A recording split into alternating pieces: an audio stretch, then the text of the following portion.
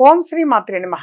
ఇప్పుడు తెలియజేసే అంశము, ఎక్కువ మంది వాళ్ళకి నెగటివ్ ఉన్నది అని చెప్పేసి భావన కూడా వాళ్ళకి తెలుస్తూ ఉంటుంది. ఒకప్పుడు చాలా బాగుండేదాన్ని నేను, లేదా బాగుండేవాడిని, ఈ మధ్య మాత్రం తేడా వస్తుంది.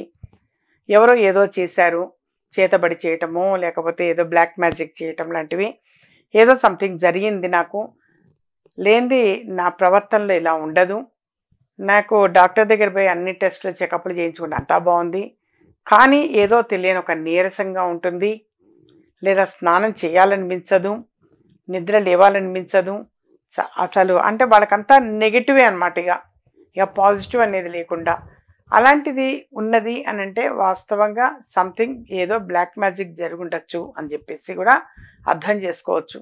అలాగే శత్రుపీడలు, కొద్దిమంది బయటికి చెప్పుకోలేని శత్రువులతో బాధపడుతూ ఉంటారు. మేము ఎదగటం ఓర్వలేక కావచ్చమ్మా అలా ప్రవర్తిస్తారంటారు. కొంతమందికి ఇప్పుడు ఫ్యామిలీ లైఫ్ చాలా హ్యాపీగా చాలా బాగుంది అన్నప్పుడు, అంటే నా దగ్గర వ్యక్తిగతంగా వచ్చిన వాళ్ళు చాలామంది బాధ్యతలు తెలియజేసింది ఓపెన్గా చెప్తున్నాను. నా భర్తకి మరొక అమ్మాయితోటి సంబంధం ఉందమ్మా, ఇంతకు మునుపు నన్ను చాలా ప్రేమగా చూసేవాడు, ఈ మధ్య నన్ను ప్రేమగా చూడట్లేదు, ఎప్పుడు ఏవో ఒక మెసేజెస్ చేస్తూనే ఉంటాడు, వాట్సాప్ చాట్ చేస్తూనే ఉంటాడు, నన్ను పట్టించుకోవట్లేదు, ఫోన్ నన్ను ముట్టుకొనియడు. ఇలాంటివి కంప్లైంట్స్ ఎక్కువ మంది సఫర్ అవుతున్నారు నాన్న ఉన్నమాట. చాలామంది కూడా సఫర్ అవుతున్నారు ఆడపిల్లలు. వాళ్ళ అమ్మ వాళ్ళకి చెప్పుకోలేరు, వాడు బాధపడలేరు. సో అలాంటప్పుడు కూడా మీరు చేయవలసిన చిన్న పరిహారం తెలియచేస్తున్నాను. నెగటివ్ తొలగిపోవాలి అన్నా, ఎవరి మీదైనా సరే మీకు ఆ వ్యక్తే వల్లే నేను ఇబ్బంది పడుతున్నాను అని మీ మనసుకు అనిపించింది అంటే, ఒక గోమతి చక్రం తీసుకొని దాని మీద ఆ వ్యక్తి పేరు రాయండి. అలాగే ఇప్పుడు మీకు మీ భర్త మీకు దూరం అవుతున్నాడు, ఎవరి వల్ల దూరం అవుతున్నాడు, ఆ స్త్రీ పేరు కూడా గోమతి చక్రం మీద రాయండి. రాసి కామదహనం రోజున మీరు అందులో వేసేయండి. కామదహనం జరిగేటప్పుడు అందులో వేసేయండి. ఆ వ్యక్తి పేరు రాసి అందులో వేయండి నాన్న. అలా వేస్తే అంటే మీరు ఎవరి వల్ల అయితే ఎక్కువగా సఫర్ అవుతూ ఉంటారో, ఇబ్బంది పడుతూ ఉంటారో, వాస్తవంగా ఆ నెగిటివ్ అనేటువంటిది తగ్గుతుంది. నెగిటివ్ ప్రభావం అంతా తగ్గిపోతుంది.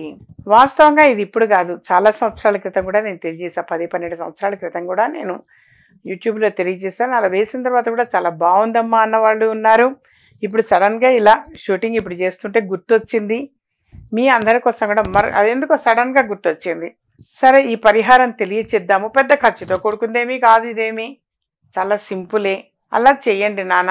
ఒకవేళ గనక మా కాముడిని కాల్చే రోజున మరి నేను బయటికి వెళ్ళటం కుదరదు నాకు, అది మా వీధిలో చేయరు, ఎక్కడో లాంగ్లో చేస్తారు, అప్పుడు నేనేం చెయ్యాలి అన్న సందేహం కూడా బహుశా ఎవరికైనా ఉండి ఉంటే, ఆ పేరు రాసి దాన్ని ఇలా దేనితోటైనా ఒక పట్కారుతో కావచ్చు, దాంతో ఇలా పట్టుకొని స్టవ్ మీదనే ఇలా ఇలా స్టిఫ్గా పట్టుకొని స్టవ్ మీదనే కాల్చేసేయండి నాన్న.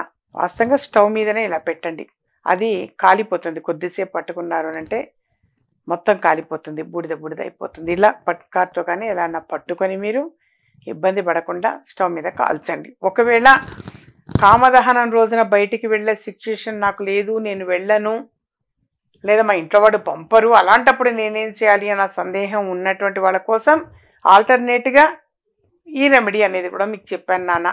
అందుకని ఎవరు ఏ సమస్య ఉన్నా బాధపడద్దు, భయపడద్దు నాన్న. ప్రతి సమస్యకి ఒక సొల్యూషన్, పరిష్కారం అనేది ఉంటుంది. పరిష్కారం లేని సమస్య ఎప్పుడూ కూడా ఉండదు. భయపడద్దు, బాధపడద్దు. అలాగే నేను ఈ నెలలో 16వ తారీఖు వైజాగ్లో అందుబాటులో ఉంటాను, 17వ తారీఖు సోమవారం రాజమండ్రిలో అందుబాటులో ఉంటాను, 18వ తారీఖు మంగళవారం విజయవాడలో అందుబాటులో ఉంటాను. నెక్స్ట్ మంత్ అంటే ఏప్రిల్ నెల 13వ తారీఖు ఆదివారం రోజున తిరుపతిలో అందుబాటులో ఉంటాను. ఎటువంటి సమస్యకైనా చక్కని పరిష్కారం కోసం అని చెప్పేసి సంప్రదించవచ్చు. దైవిక వస్తువులు ఏవైనా సరే కలెక్ట్ చేసుకోవాలి అనుకున్నా ఆయా ప్రాంతాల వారు అక్కడికి వచ్చి కలెక్ట్ చేసుకోవచ్చు.